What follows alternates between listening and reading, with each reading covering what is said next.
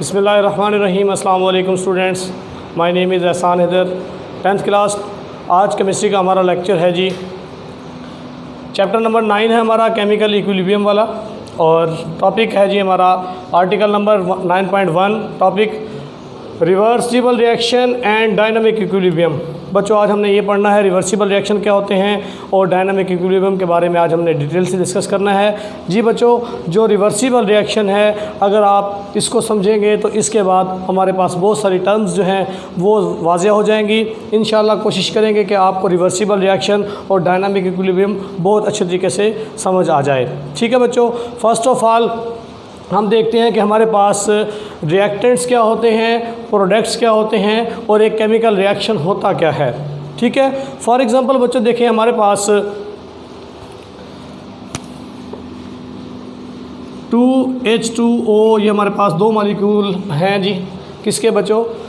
Hydrogen के 2 मोल ले लिए हमने, और इसी तरीके से ऑक्सीजन का 1 मोल लेकर हमने क्या बना लिया जी, अपने पास वाटर बना लिया बच्चों। ये वाटर बन जाएंगे, वाटर के 2 मॉलिक्यूल हमारे पास आ जाएंगे। अब देखें बच्चों, जो ये वाली साइड है हमारे पास, ये है जी रिएक्टेंट साइड, ठीक है, और जो ये वाली साइड है ये हमारे पास क्या है जी, प्रोडक्ट साइड। ठीक है बच्चों, जो रिएक्टेंट साइड होती है मतलब उसके अंदर कुछ रिएक्टेंट्स होते हैं जो केमिकल रिएक्शन करने के लिए रेडी होते हैं। ठीक है, जो कि आपस में मिलेंगे और उसके नतीजे में कोई नई चीज़ बनेगी, वो क्या होगी, हमारे पास प्रोडक्ट होगी। ठीक है, तो प्रोडक्ट जो होती है वो साइन ऑफ एरो के हेड वाली साइड पर होगी और साइन ऑफ एरो के टेल वाली साइड पे हमारे पास क्या होंगे बच्चों, रिएक्टेंट्स होंगे। तो ये रिएक्टेंट्स हैं हमारे पास। रिएक्टेंट्स क्या होंगे, which are ready to be converted into product. ऐसी चीज़ें जो कि कन्वर्ट होना चाहें किसमें, प्रोडक्ट में, तो वो क्या कहलाती हैं जी, रिएक्टेंट्स कहलाती हैं। और जो नई चीज़ न्यू डिफॉर्म सब्सटेंस जो हमारे पास बनता है वो क्या होता है बच्चों, एक प्रोडक्ट होती है। तो ये दोनों रिएक्टेंट्स और प्रोडक्ट जब बनते हैं, इस जिस नतीजे में बनेंगे उसको क्या बोलेंगे बच्चों, हम रिएक्शन बोलेंगे। ठीक है जी, the process in which reactants is convert into the product is called reaction. ठीक है बच्चों, तो ये हमारे पास रिएक्टेंट्स क्या होती हैं, प्रोडक्ट क्या होते हैं और रिएक्शंस क्या होते हैं, ये आपने समझा। और इसी तरीके से अब हमारे पास कुछ टाइप्स ऑफ रिएक्शंस आ जाती हैं कि टाइप्स ऑफ रिएक्शंस कितनी होती हैं। टाइप्स ऑफ रिएक्शन में बच्चों हम देखते हैं, हमारे पास जब टाइप्स देखते हैं तो बच्चों एक होता है हमारे पास इरिवर्सिबल रिएक्शन और एक होता है हमारे पास reversible reaction. Irreversible reaction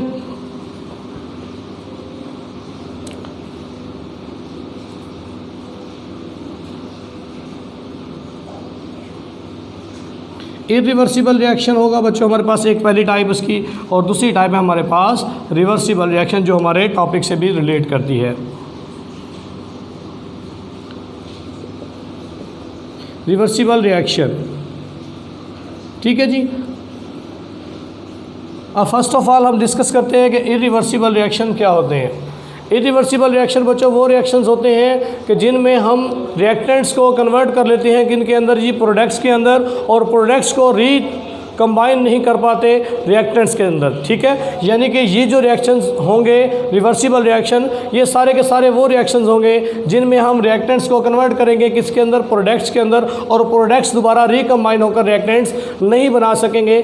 this type of reaction is called reversible reactions. ठीक है जी, ये रिवर्सिबल रिएक्शंस होते हैं। जैसा कि लेट्स सपोज पहले हमने एक जो है एक एग्जाम्पल ली है, जैसा कि हमारे पास हाइड्रोजन के 2 मोल हैं, इसी तरीके से ऑक्सीजन का 1 मोल है। ये दोनों मिलकर क्या बना रहे हैं जी, हमारे पास वाटर के 2 मॉलिक्यूल बना रहे हैं, और ये हमारे पास कंप्लीट केमिकल रिएक्शन हो चुका है।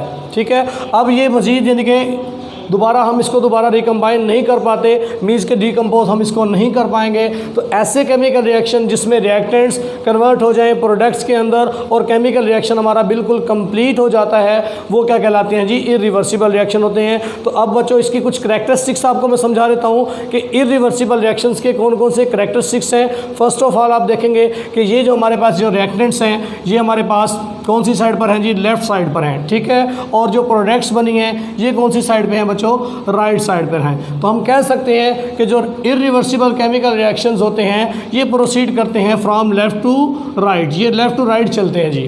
ठीक है बच्चों। इसी तरीके से इसमें जो रिएक्टेंट्स होते हैं वो कन्वर्ट हो जाते हैं प्रोडक्ट्स के अंदर, but products can not recombined into the reactants again, यानी कि दोबारा प्रोडक्ट रिएक्टेंट्स नहीं बनाएंगे। तो ये दूसरी प्रॉपर्टी होगी किसकी जी, इरिवर्सिबल रिएक्शन की। इसी तरीके से इसकी जो थर्ड जो करैक्टर है वो ये है कि इसको हम just it is represented by single arrow, हम इसको सिर्फ एक एरो के साथ रिप्रेजेंट करते हैं, एक सिंगल एरो डाल देते हैं जो कि शो करेगा कि ये कौन सा रिएक्शन है, ये हमारे पास इरिवर्सिबल रिएक्शन है। ठीक है बच्चों। और इसी तरीके से ये जो रिएक्शंस होते हैं ये फॉरवर्ड रिएक्शंस होते हैं, मतलब कि जो हमारे पास रिएक्टेंट्स होंगे वो फॉरवर्ड होंगे किसकी तरफ, प्रोडक्ट्स की तरफ, और प्रोडक्ट्स जो है वो दोबारा रिकम्बाइंड नहीं होंगे। These type of reaction are forward reactions. ठीक है। अब ये रिवर्स रिएक्शन नहीं बनाएंगे, तो इनकी जो प्रॉपर्टीज़ हैं कौन कौन सी, these are proceed from left to right, ये लेफ्ट टू राइट चलते हैं, इनको हम सिंगल एरो से रिप्रेजेंट करते हैं। ये जो होते हैं रिएक्टेंट्स वो प्रोडक्ट बना लेते हैं और प्रोडक्ट दोबारा रिकम्बाइन होकर रिएक्टेंट्स नहीं बनाते। और ये जो होते हैं रिएक्शंस ये सिंगल डायरेक्शन में होते हैं, और क्या होते हैं बच्चों, ये कंप्लीट केमिकल रिएक्शंस को शो करते हैं कि ये दोबारा इनकम्प्लीट नहीं होते कि दोबारा रिएक्टेंट्स बना दें। तो ये कंप्लीट केमिकल रिएक्शंस शो करते हैं। तो ये थी बच्चों हमारे पास इरिवर्सिबल रिएक्शंस की एग्जांपल। अब हम देखते हैं जी हमारे पास कौन सी है, रिवर्सिबल रिएक्शंस क्या होते हैं। जी बच्चों, रिवर्सिबल रिएक्शन में हमारे पास ये नाम से इंडिकेट कर रहा है कि रिवर्सिबल रिएक्शन रिवर्स होगा, मतलब कि इसके ये रिएक्शन दोनों तरफ चलेगा, मतलब ये कि लेफ़्ट टू राइट और राइट टू लेफ़्ट दोनों साइडों पर चलेगा। रिवर्सिबल अपने नाम के साथ ये कि जाहिर कर रहा है कि ये जो रिएक्शन है ये बोथ साइड पर प्रोसीड होगा, और इसमें हम रिएक्टेंट्स को कन्वर्ट कर सकेंगे किसके अंदर, प्रोडक्ट्स के अंदर, और प्रोडक्ट्स को रिकम्बाइन करके दोबारा रिएक्टेंट्स हम बना सकेंगे। ठीक है बच्चों। लेट्स सपोज हमारे पास एक एग्जांपल है जी हाइड्रोजन आयोडाइड की H2+I2, ये हाइड्रोजन को हम रिएक्ट करवा रहे हैं हाइड्रोजन गैस को आयोडीन के साथ, तो हमारे पास जो प्रोडक्ट बनेगी वो बनेगी हाइड्रोजन आयोडाइड। ठीक है बच्चों। अब ये हमारे पास ये रिएक्टेंट्स हैं और ये हमारे पास क्या है जी, प्रोडक्ट्स हैं। ठीक है। इसको R के साथ रिप्रेजेंट कर देते हैं और इसको हम P के साथ रिप्रेजेंट कर देते हैं। ठीक है जी। तो ये देखें बच्चों, हाइड्रोजन आयोडाइड जब मिलेगा तो जब हम इसको हीट देंगे, ये साइन ऑफ डेल जो है ये हीट का साइन है, जब हम इसको हीट करेंगे तो ये प्रोडक्ट में डायरेक्टली कन्वर्ट हो जाएगा। लेकिन जब हम मज़ीद इसको दोबारा हीट करते हैं तो क्या होता है कि ये जो रिएक्शन है, ये हमारे पास जो प्रोडक्ट्स हैं ये दोबारा रिकम्बाइन होना शुरू हो जाती हैं, डिकम्पोज होना शुरू हो जाती हैं, और दोबारा हमारे पास हाइड्रोजन और आयोडीन दोबारा से अलग होना शुरू हो जाते हैं। ठीक है बच्चों। तो इस तरह के जो केमिकल रिएक्शंस होते हैं जिसमें रिएक्टेंट्स कन्वर्ट हो सकें प्रोडक्ट में, और प्रोडक्ट को जो दोबारा हम रिकम्बाइन करके रिएक्टेंट्स बना सकें, तो this type of chemical reaction are called reversible reaction. जैसा कि हमारे पास ये प्रोडक्ट थी 2HI हाइड्रोजन आयोडाइड, इसको जब दोबारा हम हीट करेंगे तो हमारे पास हाइड्रोजन गैस बन के और आयोडीन जो है वो एज इट इज़ दोबारा वापस आ जाएगी। तो देखें ये जो हमारे पास इस तरह के केमिकल रिएक्शंस होते हैं ये कौन से होते हैं जी, रिवर्सिबल केमिकल रिएक्शंस होते हैं। तो आपने ये देखा कि ये जो टाइप ऑफ केमिकल रिएक्शंस होते हैं इनको हम लेफ़्ट टू राइट भी चला सकते हैं, और जब दोबारा प्रोडक्ट रिएक्टेंट्स में कन्वर्ट होना शुरू हो जाएंगी तो ये हमारे पास कैसे चलेंगी बच्चों, राइट टू लेफ़्ट भी चल सकते हैं। ठीक है। तो हमने लेफ़्ट टू राइट के लिए इस तरीके का आपने एक एरो लगा देना है, और जब आप राइट टू लेफ़्ट लगाएंगे तो इस तरीके से ये बैकवर्ड भी चलेगा, मींस के रिवर्स भी चलेगा। ये फॉरवर्ड भी चलते हैं और रिवर्स भी चलते हैं। इन तमाम को आप डबल एरो के साथ रिप्रेजेंट करते हैं। मैं अभी आपके सामने डबल एरो डालकर आपको दिखा देता हूँ। आपने इसी तरीके से केमिकल रिएक्शन को लिखना होगा। ठीक है बच्चों। ये देखें डबल एरो के साथ आप इसको इस तरीके से रिप्रेजेंट करेंगे। ठीक है। और यहाँ पर आप लिख देंगे हमारे पास ये है फॉरवर्ड रिएक्शन और ये हमारे पास क्या है जी, रिवर्स रिएक्शन। इसको स्मॉल r के साथ आप रिप्रेजेंट कर देंगे। तो जी बच्चों हमारे पास जो रिवर्सिबल रिएक्शन होते हैं, अब वो कौन से रिएक्शन होते हैं हम इसके करैक्टरिस्टिक्स देख लेते हैं कि रिवर्सिबल रिएक्शंस क्या होते हैं। रिवर्सिबल रिएक्शन और those chemical reaction which are proceed on both side, ये दोनों तरफ चल सकते हैं, जो लेफ़्ट टू राइट भी चलते हैं और राइट टू लेफ़्ट भी चलते हैं। इनमें जो रिएक्टेंट्स होते हैं वो प्रोडक्ट भी बना सकती हैं और प्रोडक्ट दोबारा डिकम्पोज होकर रिएक्टेंट्स भी बना सकते हैं।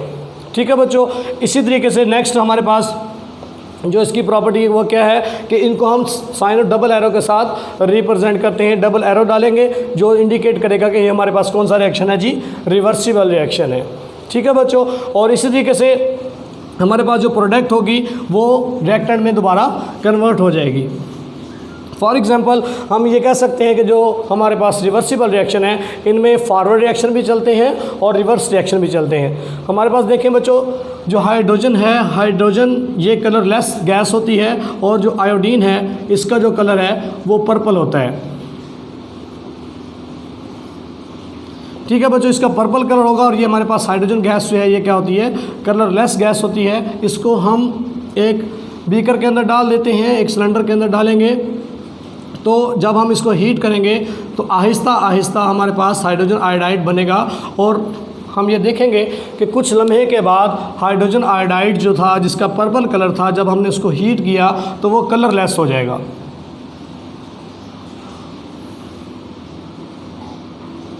तो ये बच्चों क्या हो जाएगा जी, कलरलेस हो जाएगा। अब हमने ये देखा कि कलरलेस कर लिया इसको, अगर हम इसी चीज़ को जो हमारे पास प्रोडक्ट है हाइड्रोजन आयोडाइड, ये हमारे पास प्रोडक्ट है, अगर हम इसको दोबारा मज़ीद हीट करेंगे दूसरे बीकर के अंदर डालकर, दूसरे सिलेंडर के अंदर डालकर, तो क्या होगा बच्चों, ये हमारे पास दोबारा हाइड्रोजन और आयोडीन का पर्पल कलर जो है वो दोबारा ज़ाहिर होना शुरू हो जाएगा।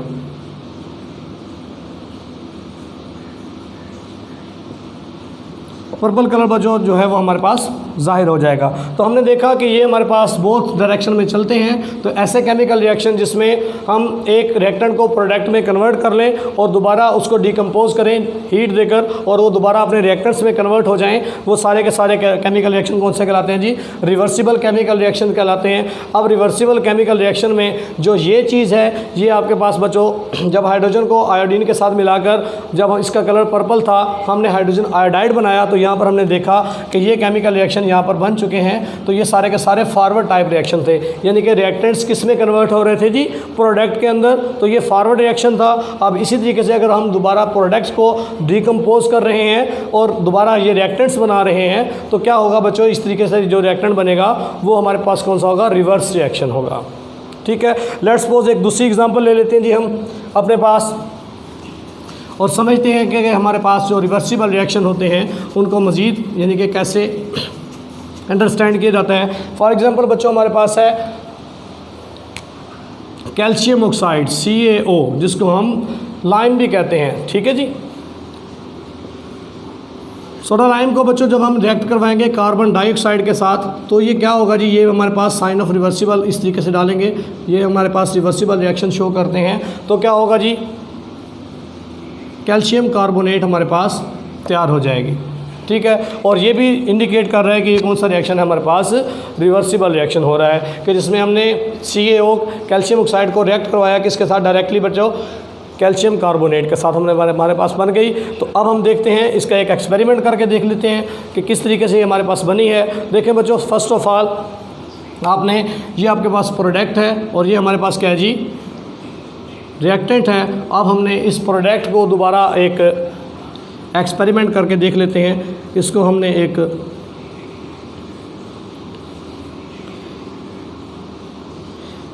फ्लास्क के अंदर बंद कर लिया है और यहाँ पर हमारे पास जी कैल्शियम कार्बोनेट है।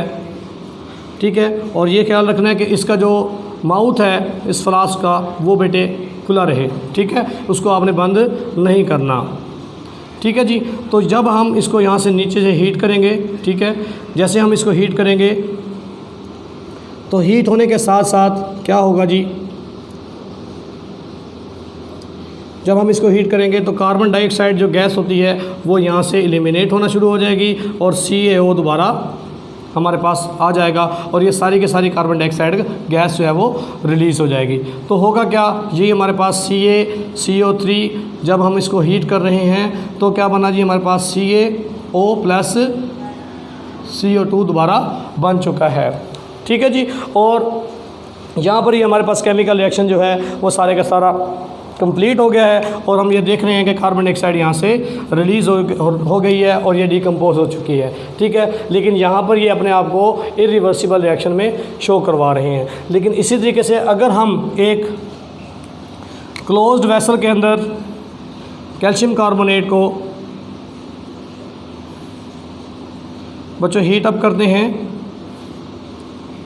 एक क्लोज्ड वेसल के अंदर अगर हम इसको हीट अप करेंगे तो इसको मुंह जो है इसका हमने माउथ जो है वो बिल्कुल क्लोज कर देना है, बंद कर देना है। तो क्या होगा, यहाँ से कार्बन डाइऑक्साइड निकलने की कोशिश करेगी लेकिन वो नहीं निकल सकेगी और CaO के साथ दोबारा रिएक्शन करती रहेगी। और जैसे जितने यानी कि हमारे पास रिएक्टेंट्स बनेंगे उतने हमारे पास प्रोडक्ट बन रहे हैं, प्रोडक्ट दोबारा फिर रिकम्बाइन हो रहे हैं और रिएक्टेंट्स बना रहे हैं। तो ये साइन ऑफ रिवर्सिबल को रिप्रेजेंट कर रहे हैं। इसी तरीके से यानी कि कार्बन जो हमारे पास कैल्शियम क्लोराइड है, इसका कार्बन डाइऑक्साइड बाहर निकलने की कोशिश कर रहा है, लेकिन क्योंकि हमने फ्लास्क को ऊपर से बंद किया हुआ है तो वो दोबारा रिकम्बाइन होकर फिर दोबारा कैल्शियम कार्बोनेट बनाता रहेगा। जितने हमारे पास रिएक्टेंट्स बनेंगे उतने हमारे पास क्या बनेंगे जी, प्रोडक्ट बनेंगे। तो इस तरह के जो केमिकल रिएक्शन होते हैं वो सारे के सारे कौन से रिएक्शन होते हैं बच्चों, रिवर्सिबल रिएक्शन होते हैं। ठीक है जी। अब हमारे पास एक ऐसी स्टेज आ जाती है जिसको हम क्या कहते हैं जी, केमिकल इक्विलिब्रियम। केमिकल इक्विलिब्रियम किसे कहते हैं? केमिकल इक्विलिब्रियम बच्चों अटेन करने के लिए हम यहाँ पर देखते हैं कि इस केमिकल रिएक्शन के अंदर हम जब केमिकल इक्विलिब्रियम करते हैं तो जितने हमारे पास अमाउंट ऑफ रिएक्टेंट हैं उतने अमाउंट ऑफ प्रोडक्ट आने चाहिए। ठीक है। और जितना रिएक्शन फॉरवर्ड चल रहा है उतना ही रिएक्शन रिवर्स भी चले। ठीक है। तो ऐसे केमिकल रिएक्शन में जिसमें रिएक्टेंट्स प्रोडक्ट में कन्वर्ट हो और प्रोडक्ट दोबारा रिएक्टेंट में कन्वर्ट हो और जितना रिएक्शन फॉरवर्ड चले उतने रिवर्स चले, this type of chemical reaction is called equilibrium, chemical equilibrium. ठीक है बच्चों, इसको हम क्या कहेंगे, केमिकल इक्विलिब्रियम स्टेट कहेंगे। तो इसकी बच्चों आगे दो फर्दर टाइप्स आती हैं, एक होती है हमारे पास स्टैटिक इक्विलिब्रियम और दूसरी होती है हमारे पास डायनामिक इक्विलिब्रियम। स्टैटिक इक्विलिब्रियम क्या होती है? स्टैटिक इक्विलिब्रियम की जैसा कि आपकी बुक में एग्जांपल दी हुई है कि एक हमारे पास बिल्डिंग है वो रिमेन खड़ी हुई है, वो यानी कि नहीं गिरती। जब हम उसके ऊपर कोई भी यानी कि एक्सटर्नल फोर्सेस जो हैं वो उसके ऊपर एक्ट कर रही हैं, ये बिल्डिंग है हम फ़र्ज़ करें, इसका हवाएं वगैरह चल रही हैं, बहुत सारी फोर्सेस इसके ऊपर एक्ट कर रही हैं, लेकिन ये अपनी जगह से नहीं हिलती, नहीं गिरती, तो ये रिप्रेजेंट कर रही है कि ये हमारे पास स्टैटिक इक्विलिब्रियम को जाहिर कर रही है। तो ऐसा केमिकल रिएक्शन जो कि सीजेस टू प्रोसीड हो जाए, आगे ना चल सके, रुक जाए, तो ऐसे केमिकल रिएक्शन को क्या कहते हैं, स्टैटिक इक्विलिब्रियम। ठीक है बच्चों। तो ऐसा इक्विलिब्रियम स्टेट जिस पर हमारा chemical reaction ceases to proceed हो जाए और रुक जाए, जिस पर जितनी मर्जी एक्सटर्नल फोर्स एक्ट करें, वो क्या कहलाता है जी, स्टैटिक इक्विलिब्रियम कहलाता है।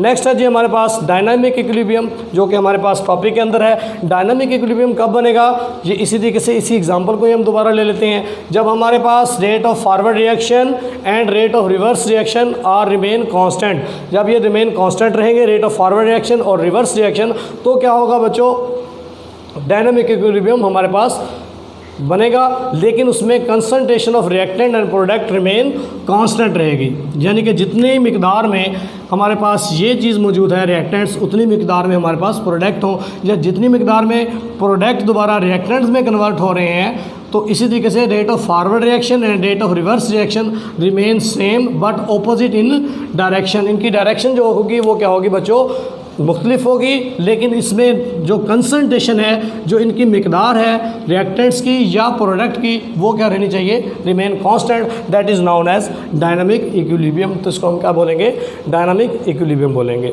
ठीक है बच्चों। तो इस तरीके से हमारा डायनामिक इक्विलिब्रियम जो है वो भी कंप्लीट हो जाता है। तो इसको आपने बहुत अच्छे तरीके से याद करना है। सम टाइम आपसे ये पूछ लिया जाता है कि आप एक ग्राफिकल मेथड के ज़रिए से ये जाहिर करके दिखाएं कि कोई केमिकल रिएक्शन क्या डायनामिक इक्विलिब्रियम स्टेट पर है या नहीं है।